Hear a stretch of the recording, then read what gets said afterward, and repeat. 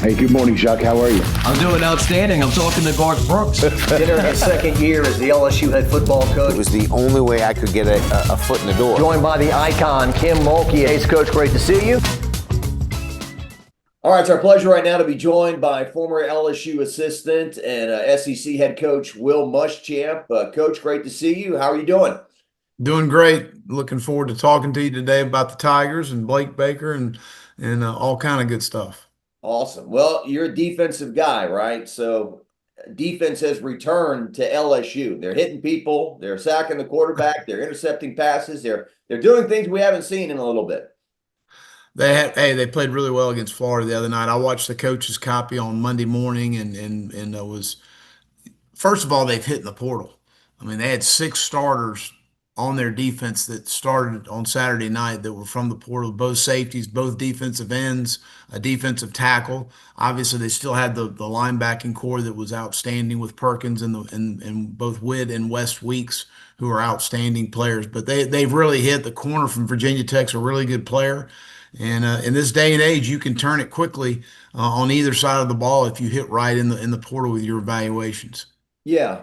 I mean, you're a coach, right? I mean, Brian Kelly has said we needed to give Blake the tools. He obviously is an outstanding coach, but without the players, it doesn't quite work. That's right.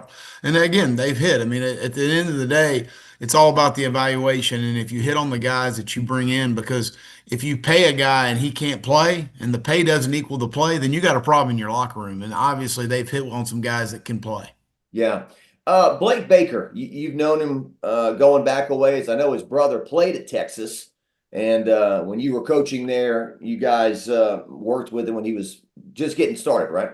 Yeah, he did finish playing at Tulane and was in high school coaching at in the Houston area, and we hired him at Texas. A great young coach, knew he was going to be very successful moving forward, but very bright, great work ethic. A guy that he and I have stayed in touch through the years, and I'm really happy for him, and I know he's really enjoying being in Baton Rouge.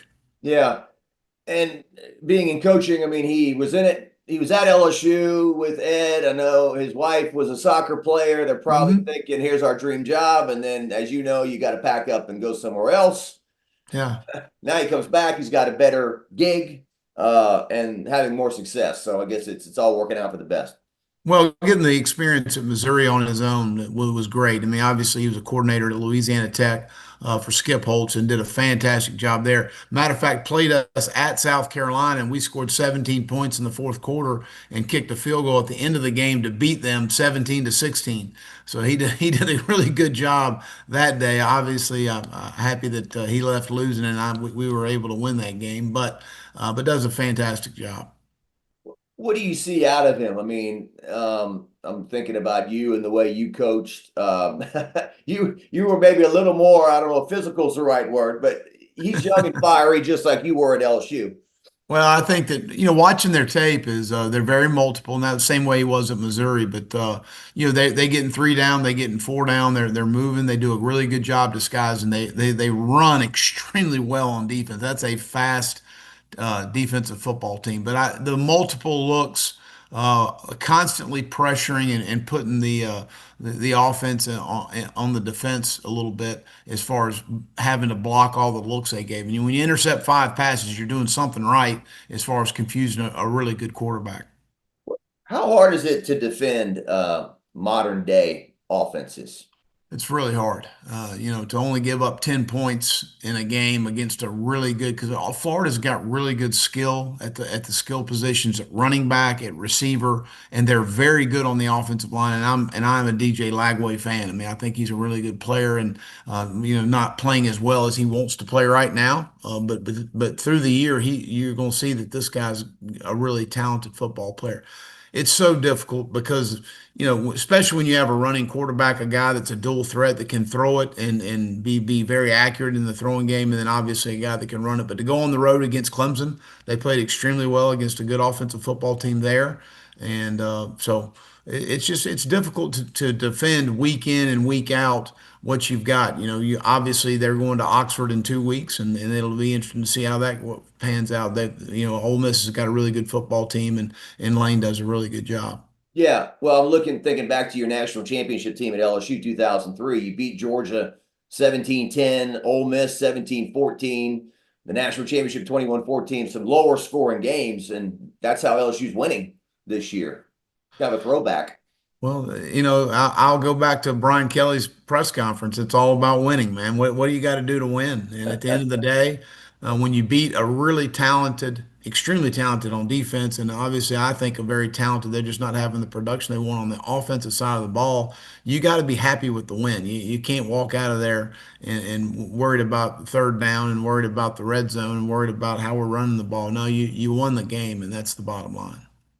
As a head coach, and look, we both know Michael Caldwell, and that question was going to come up, I guess, eventually. Maybe it shouldn't have been the leadoff hitter. I don't know, but when you see Kelly go off like that, I mean, you think he's defending his team, maybe, or speaking to them, or I don't know if you have any thoughts on that press conference. Well, I think that no, I think in a press situation, you always are trying to reach your team a little bit and subliminally give them a message of things that you think we need to improve on, things that we can be better. But I do think that at the end of the day, it's hard to win. It is extremely difficult. It's really hard.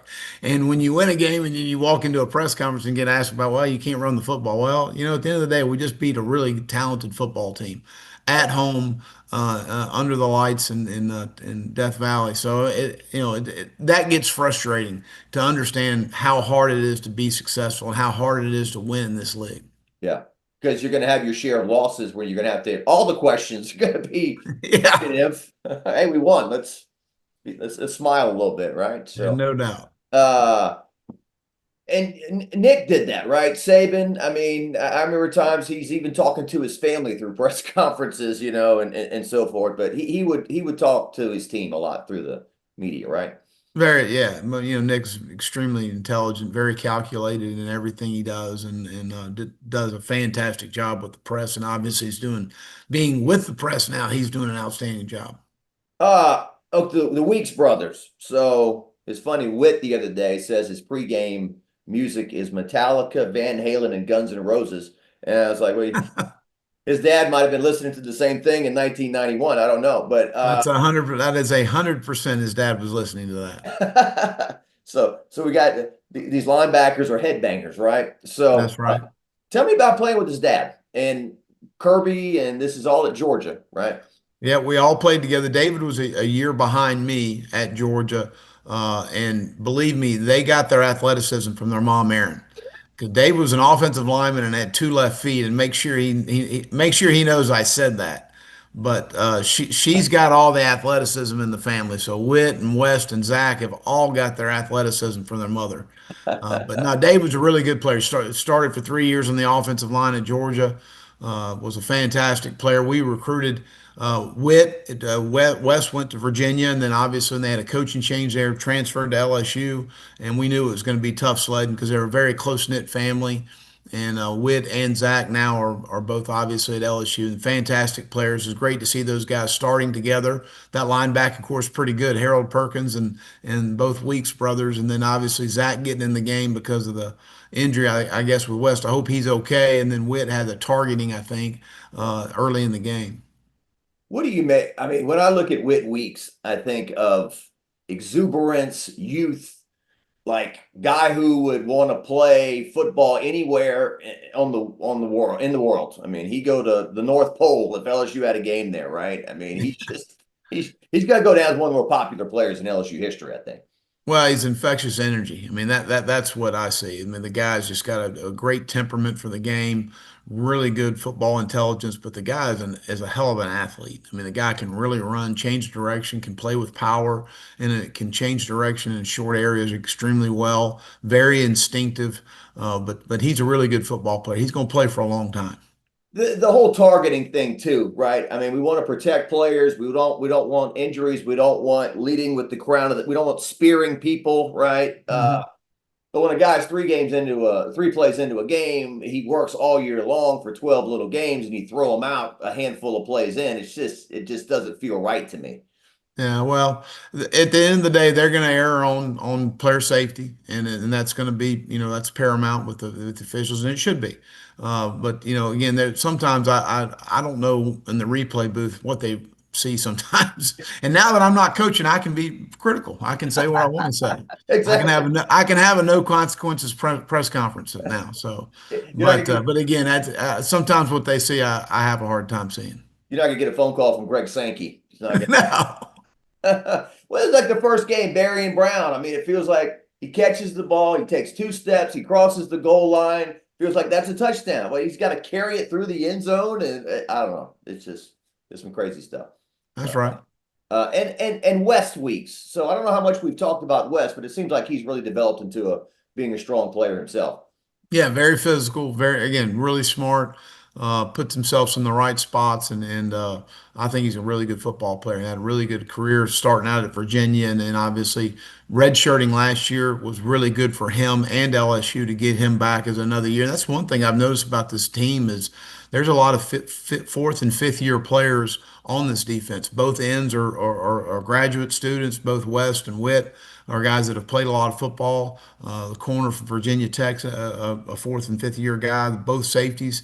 So they've got some experience on this team as well. In 2022, you're on the Georgia staff, right? Hmm. So you played LSU in the SEC championship. Yes. Do you remember them being able to scheme and whatnot to take Harold Perkins out of the game or neutralize him because he came on like a house of fire as a freshman, and then it seemed like late in the year teams had kind of found a way to kind of take him out of games? Well, I was on the defensive side of the ball, so I didn't have a lot to do with that. I know that we had a hard time stopping LSU in that game. Thank goodness we scored the amount of points that we scored, but we struggled. They had really good skill, and then Garrett came in the game and really played extremely well, Yeah. and you could see his future obviously when Jaden Daniels left. Yeah, when you watch Harold, it's kind of been like a mystery, or they've discussed him, where to play him, the right spots. It seems like the combination of him being a veteran now and where they're playing him, he's really having a heck of a year. Well, he shows up on tape a lot. I mean, the guy's extremely athletic, plays extremely well in space. He's very instinctive. And you can see Blake moving him around different spots, and he's playing a little bit of what we call the star position in the slot at a nickel look, but he's also playing the stack backer. There was a couple runs Florida really had numbers wise.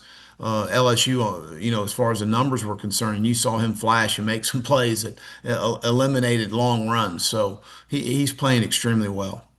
Micah Parsons is always the guy he's been compared to. I don't know how much NFL you watch or whatever, if that comparison makes sense or not. Well, I think Mike is more of an edge guy, and I think Harold situationally can be that. But I think from a size standpoint, there's a little difference in those two guys. But I see Harold as more of a stack linebacker that can do some different things on third down in the rush. Awesome. Kyle Williams was Yeah, started on your national championship team as a sophomore, I think, huh? yeah. Um, Ruston, Louisiana. Ruston, Louisiana. Jack Hunt also, right? Your safety Yep. back there. Talked to Jack the other day. He came by. When you, I mean, I guess when you're coaching him back then, maybe you're not thinking this or not, but did you see a coach in his future? Certainly, I think that a guy that was extremely talented, twitchy. I mean, this guy, he had twitch. He could change direction, and I've always looked at if you look through the years, and I would see 88 kind of the transfer from South Florida at LSU now is a twitchy, not the tallest guy, but sometimes those guys are harder to block, especially if you have the arm length to get people off of, which Kyle had.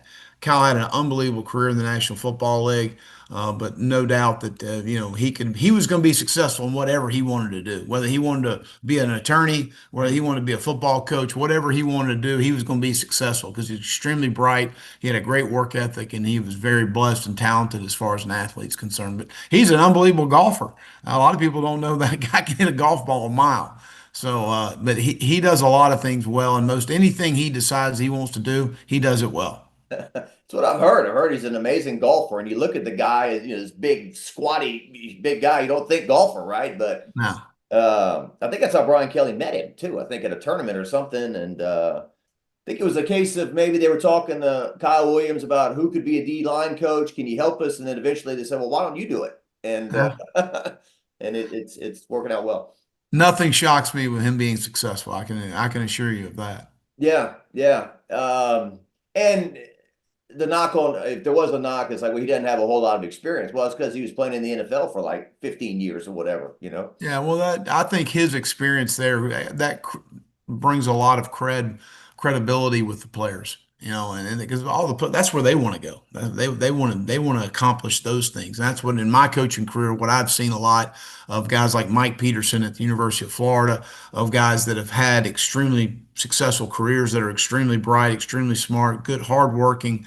The players see that and they want to emulate that and be a part of that. So I think those things are really beneficial for you as a coach in your program, and I'm certainly Blake and Brian Kelly both see that as well. Yeah. And Corey Raymond, when they see Stingley sign a deal for 90 million guaranteed, Yeah, that mom and helps. dad see that, right? Like, let's go there. Yeah. Corey does a good job. Corey actually was a GA on our teams at LSU and worked with him there. So, but Corey, very happy for him and the success and him getting back to Baton Rouge. Yeah. Do you know any of the other guys on the LSU staff pretty well, or Yeah, Cortez Hankton was with us at Georgia, yeah? and went to LSU. Fantastic football coach, great person, great family, cutest kid you've ever seen. But Cortez is an outstanding football coach. Nussmeyer, did you kind of see him grow up through his dad and games and Mhm. everything? We recruited him at South Carolina, had him on a visit there on our campus, and but really good football player. Can really spin it, football smart. Again, coach's kid, but really happy for him and the success he's having. When you look at the league now, I was visiting with Gordy Rush the other day. He said, "There's Oh no, no, Gordy. yeah. There's no longer any 12-0 Alabama, and there's no longer any 3-9 Vanderbilt. The whole league is pretty good. Is that what you see?" Well, I think the portals created the parity in our league, and then really in college football, because you can buy a team now. I mean, at the end of the day, not that you weren't doing it before, some teams were, but you can put a team together quickly and be very successful. And you look at the change at LSU on defense. I mean, they got 6 transfers that are new players. And then you, as a coach, have got to go blend these guys together and have these guys buy into each other and create some connection within those guys. And obviously they've done that. So also with the high school players you're bringing in, because in a program like LSU, you're going to be able to go sign really good high school football players. A DJ Pickett, you're going to be able to sign those guys and bring those guys, and you got to integrate those guys within the transfers that you're bringing in, and make sure that those things are working. But you can turn your program around quickly. You look at Vanderbilt right now; they have 5 starting offensive linemen that have all played 5 or 6 years of college football. That's an experienced football team. Mhm. They've got 45 graduate or seniors on their team. That's an experience. That's unheard of. But that's where we are in college football right now. You're able to change and flip your roster extremely, extremely fast. And they're spending money now at Vanderbilt on the Hmm. roster, right? I mean, it used That's to right. be, oh, that's Vanderbilt, that little stadium, they stink, and now with Diego Pavia and your son and others, I mean, it's like no one, when they look at Vanderbilt on the schedule now, it's like, hey, we're going to have to show up today. Well, no doubt. Clark and his staff have done a fantastic job. But and I know LSU comes to Nashville this year. You're going to see the stadium. They've done a fantastic job of revamping the stadium and investing in what you've got to do to be successful. And that's what recruits see. People talk in terms of we don't really need the night. No, you do. You need nice facilities, because at the end of the day, recruits and parents see that as you investing in their son. You're putting back and you're investing in our son. So that's very important. Um, the DJ Picketts are going to be recruited and find a place to play, but it does seem like the portal has hurt the high school kid coming out of high school and the college. I mean, kids that used to go to, let's say, McNeese or Nichols, they're now going like Division 3 maybe, or it just seems like, hey, you're a coach, the pressure's on me to win. I'm going to take a seasoned veteran over some kid that is green and doesn't know how to play yet. There's no question. I mean, at the end of the day, it has affected high school recruiting, and there's a lot of high school really good football players that are being overlooked and are not being signed at those levels. But it also comes back on the rebound when you get that guy that does go to McNeese that probably is a better player than that, and then all of a sudden he plays extremely well his first year, second year. Then you got LSU coming and calling and totally legal, calling to make sure that he has an opportunity to go to a place like LSU. So it comes full circle at the end of the day, and you got guys that probably do get overlooked at times now, but if they'll continue to progress, they'll have opportunities at the places they may want to play at. Yeah, because in the past it was like that guy's a McNeese. He can't play at LSU. He's not good enough. But that perspective's changed, I think. Completely. I mean, at the end of the day, they got good football players too. And if you're sitting there and looking for a guy that can play a position, and a lot of times it looks into fit. What do we need to do to supplement our roster? And in a place like LSU, that's what they're doing. They're not going to go out and just wholesale portal and have 70 new players each year. They shouldn't have to. They ought to be able to sign really good high school players, develop really good high school players, and then supplement their roster, which is what they've done. They've got six starters on their defense that have transferred in. That's a really good job of evaluating and bringing the right guys in. Few more things with you. I appreciate it. Emmett Smith was in town yesterday and he Yeah. stopped by, visited with him, and he said the problem with NIL is that a kid gets a big contract, big deal, and thinks he's arrived and thinks he's a Hall of Famer when he hasn't done anything yet. You think that could be a problem? Absolutely. I think that it's just the age of some of these guys and some of the money that they're making, and they got to have the right people around them to make sure that they understand that they've got to continue to work. Because I do see some guys losing a little bit of the love of the game. They feel like that things are all good, and they're not. At the end of the day, you got to continue to work. You got to continue to put the work in to be successful, and it's hard. Football's a hard game. It's a tough game. It's a developmental game, and that's where a lot of guys I think get a little bit off with the NIL, and they don't prioritize the right things and what's important. Because as a coach, you would like to see senior day with guys that have been together 3 or 4 years, and now you got senior day. This guy's been here 6 months or whatever the case may be. It's just a very different.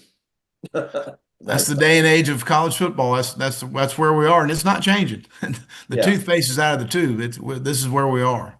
And to much is given, much is expected. But like when you're a Bryce Underwood and there are people our age who are investing their happiness in you to win a game or not, that's a lot of pressure for a young man, right? I mean, even if he's getting paid millions, I mean, is it too much too soon? Well, it is what it is, and it's not changing. So you better learn to handle it, and then learn how to manage it as best you can, because that's the age of the business that we're in right now. Yeah, these are the rules of engagement, right? That's right. And hey, Uh, at the end of the day, adjust, adapt, and overcome. And do it better than anybody else, and that's what you got to be able to do as a head football coach at any university. so, Really enjoyed my time in Baton Rouge, and obviously we had a great run there. It was a lot of fun. yeah. Yeah, when you look back on that, I mean, golly, you got hired 24 years ago at LSU? Yeah. 2000. His first year was one. I came the second year. 2000 was his first year. Same. Yeah, I came 2001. Okay, that's right. He found you went to the Peach Bowl, right? Yeah, it was Jimbo Fisher and Pete Jenkins and Rick Trickett were all on the Auburn staff when I was a graduate assistant, Yeah. and I was seeing my outlaws. Some people call them in-laws. I call them outlaws. But I was in Atlanta, and they were playing the Peach Bowl, playing Georgia Tech. And I just called Jimbo, and I said, I want to come by practice. He said, sure. So I went by practice, and the coach just came up. I don't know. I think he was paranoid. I think he thought I was from Georgia Tech or something. I was watching practice, and they were about to start walkthrough. He came up and just introduced himself, and he and I just started talking, and then he asked Jimbo, he said, "Who is this guy?" And he said, "Well, he GA'd for us at Auburn. I was a defense coordinator at Valdosta State at the time. He used to refer to me as I've hired you from Valdosta A&M, which was not actually correct, but it was great. We hit it off, and then when they had an opening on the staff, he asked about me, and then I went and interviewed, and he offered me the job.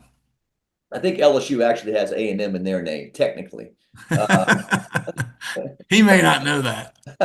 But no one ever says LSU A&M, but I think on the I don't know on the degrees or whatever it says LSU A&M. But well, just that run, your first year 01, so you got Josh Reed and Rohan pitching Yeah. catch, and it was the Ole Miss game was kind of the turning point in the year, right? You guys kind of had a real bad game, and then the next week you go to Alabama, they air it out, and everything kind of comes together that year, right? Yeah, we lost Ole Miss at home and went to Bama and had a huge win there. Rohan was I think it was over 400 yards passing. I mean, they were really we were really playing good on offense, and then we kind of caught up a little bit defensively as the year went on and got things turned around.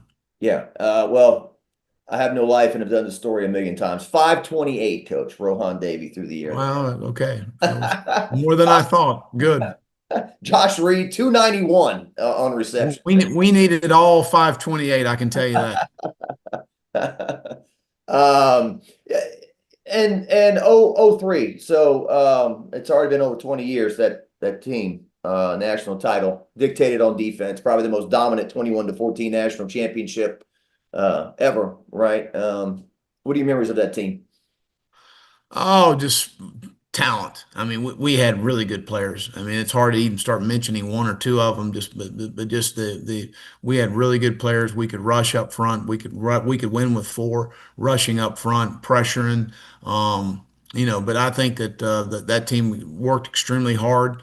Fun team to be around as far as that's concerned. It's funny. I feel so lucky that if coaching really good players that I've been around, but also guys that are really smart. You look at Marcus Spears. He's a commentator now. And when I was at Texas, Sam and Emmanuel Acho, both commentators. Ryan Clark was gone at the time, but he was a guy I mean, one of the brightest guys I've been around. I mean, when I first went to LSU, I figured out Ryan Clark knew the defenses better than the coaches did. So I started listening to this guy more to learn the defense if coach wasn't around. So I'm sitting there trying to learn the defense and learn what we did and this, that, and the other. So I got Ryan Clark teaching me what we're doing. So, but just, I mean, to been around guys like that, just really smart, just a lot of fun to be around. People say that's the difference now to then. Your third stringers could play. Now it's like guys who are third string, they're not sticking around. So your depth is really hurt. Is that what's happening? Yeah, I think that's really. I think the portal affects different schools different ways. I would say at LSU, Georgia, Alabama, places like that. Right now, Georgia on defense has three players that are going in their fourth year at Georgia. Three. Yeah. When Wow. I first went there in 2021, we probably had 15 on defense.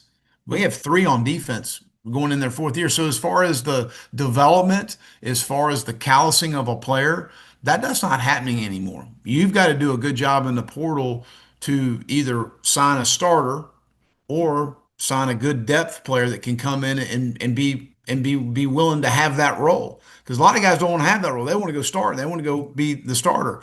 And so that's the portal affects people in different ways. As schools like LSU, that's what's happening now. Is you're going to drop down to that second team guy, that third team guy, maybe a true freshman, or maybe it's a transfer that wasn't necessarily playing somewhere else and thought he was going to be a starter at LSU.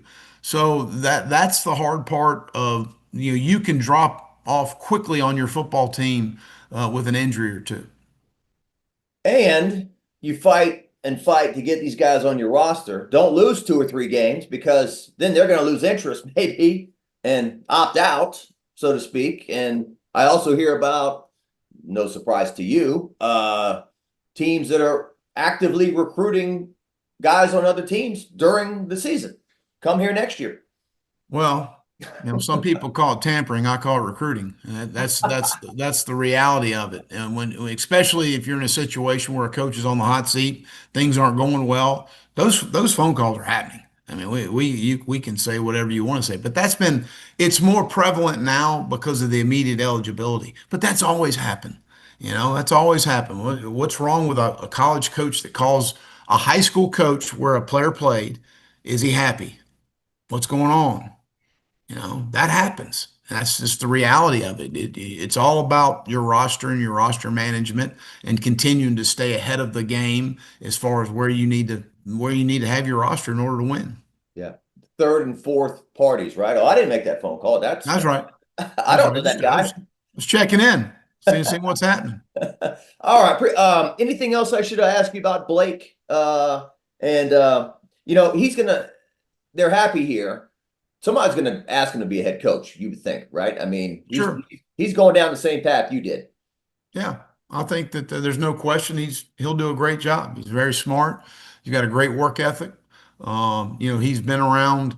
Coach Kelly. He's been around a lot of people. Eli Drinkwitz is having great success at Missouri, so he's got a lot of foundation to fall back on the things to be successful. So I think he'll be very successful. I don't know if this is a personal question or not, but I'm watching this Netflix thing on the SEC.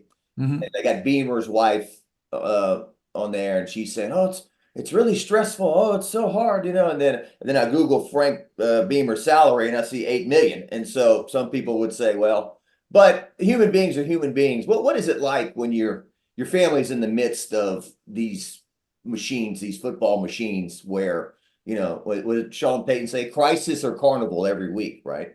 Yeah, that's very true. It is tough.